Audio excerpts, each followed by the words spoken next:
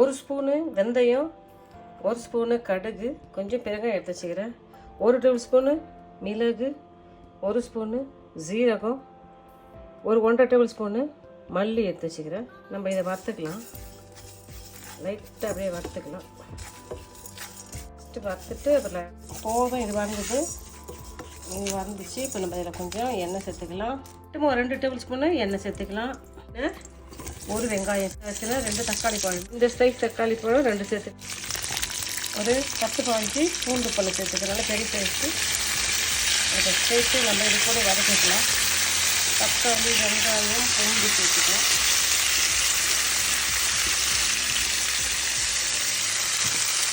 எல்லாம் ஒரு கைப்பிடி அளவுக்கு கருவேப்பிலை போட்டுக்கலாம். இதை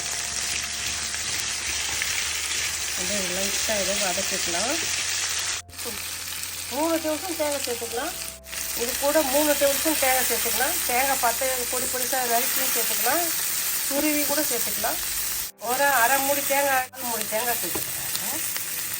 போதும், இது வதங்கினது போதும். இதெல்லாம் ஓரளவுக்கு வதங்கிடுது.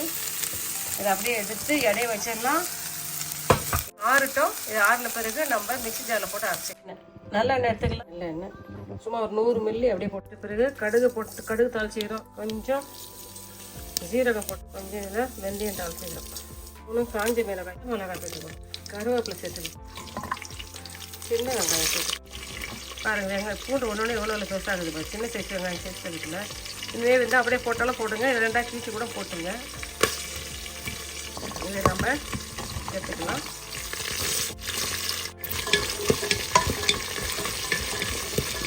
கடுகு, வெந்தயம், ஜீரகம், கருவேப்பிலை, காஞ்ச மிளகாய், பச்சை மிளகாய், சின்ன வெங்காயம், பூண்டு சேர்த்து நம்ம இதை அழகாக வதக்கிக்கலாம்.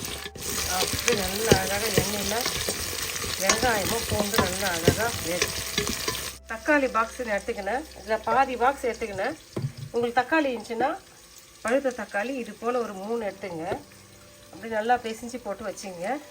இப்போ இதில் நம்ம தூள்லாம் கொஞ்சம் சேர்த்துக்கலாம். நான் ஒரு 1 ஸ்பூன் மஞ்சள் தூள் சேர்த்துக்கிறேன், 2 ஸ்பூனு மிளகாய் தூள் சேர்த்துக்கிறேன், மல்லித்தூள் சேர்த்துக்கிறேன் ஒரு 3 ஸ்பூனு, 3 ஸ்பூன் உப்பு திட்டமாக சேர்த்துக்கலாம். நான் ஒரு 1.5 ஸ்பூன் சேர்த்துக்கிறேன், 1.5 ஸ்பூன் சேர்த்துக்கிறேன். உங்கள் டேஸ்ட்டு கேட்டால் உப்பு சேர்த்துங்க. எல்லாத்தையும் இல்லை சேர்த்துட்டோம். வெல்லம் வந்து சும்மா ஒரு 1/2 ஸ்பூன் சேர்த்துக்கிறேன். கைப்பிடி அளவுக்கு கொத்தமல்லி சேர்த்துக்கிறேன். எல்லாத்தையும் சேர்த்து அப்படியே பிசைஞ்சிக்கலாம். அப்படியே பிசைஞ்சிக்கலாம்.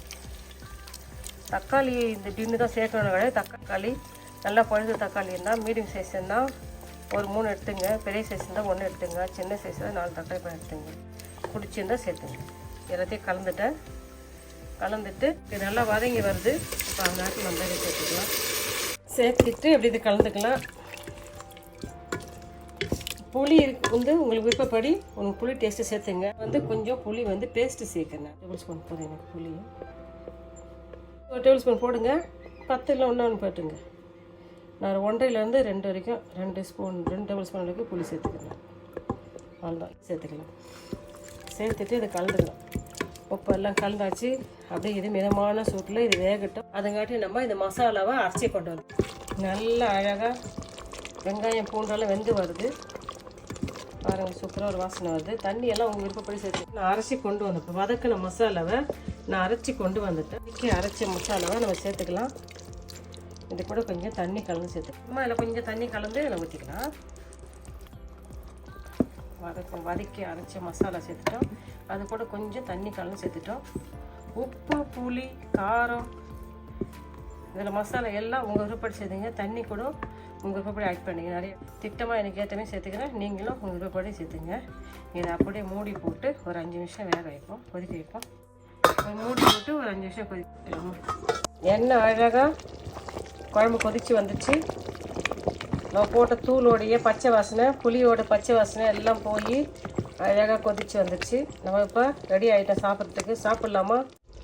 இது மேலே சும்மா 1 டேபிள் ஸ்பூன் அளவுக்கு நல்லா எண்ணெய் ஊற்றிக்கலாம். ஊற்றிட்டு மிளகு பொடி கொத்தமல்லி தழை வைக்கிறேன். அப்படியே கொஞ்சம் கருவேப்பிலை போட்டுக்கலாம். அப்படியே கலந்து விட்டுக்கலாம். வாங்க நம்ம சாப்பிட்லாமா? பாருங்கள், என்ன அழகாக வெங்காயம் பூண்டெல்லாம் நம்ம போட்ட மசாலா வெந்து சூப்பராக இருக்குதுல்ல. நல்லா ஒரு வாசனையாக இருக்கும், டேஸ்ட்டாகவும் இருக்கும். சுட சுட சாதம், சுட சுட பூண்டு குழம்பு ரெடி. பாருங்கள் நான் போட்ட வெங்காயம் பூண்டெல்லாம் எண்ணெய் வதங்கி எண்ணெய் அருமையாகுது. அழகாக இது வெள்ளை நல்லா வெந்து போய் அழகாக இட்லி தோசைக்கு வச்சு சாப்பிட்லாம், சாதத்தில் வச்சு சாப்பிட்லாம், என்ன சேர்த்துக்கலாம். இதில் இருக்கிற எல்லாமே உங்கள் விருப்பப்படி தான் இருக்கும். இதில் என்ன ஒரு பொருள் உங்களுக்கு உடம்பு ஒத்துக்கலாம் சேர்த்துக்காதீங்க. உப்பு புளி காரம் விலகிற மசாலாலாம் உங்கள் விருப்பப்படி சேர்த்துங்க. தண்ணியோட அளவு கூட எப்படின்னு சொல்லுங்கள். நான் நினைக்கிறேன் இந்த வீடியோ உங்களுக்கு ரொம்ப யூஸ்ஃபுல்லாக இருக்குன்னு நினைக்கிறேன். நீங்களும் இதே மெத்தடில் செஞ்சு பார்த்துட்டு நான் செஞ்ச இந்த பூண்டு குழம்பு எப்படின்னு சொல்லுங்கப்பா. இந்த வீடியோ கொஞ்சம் லைக் பண்ணுங்கள். உங்கள் ஃப்ரெண்ட்ஸுக்கும் ஃபேமிலிக்கு என்ன சொல்லுங்கள், சப்ஸ்கிரைப் பண்ண சொல்லுங்கப்பா. இந்தாங்க சாப்பிட்டு பார்த்து சொல்லுங்கப்பா. பாய், தேங்க்யூ.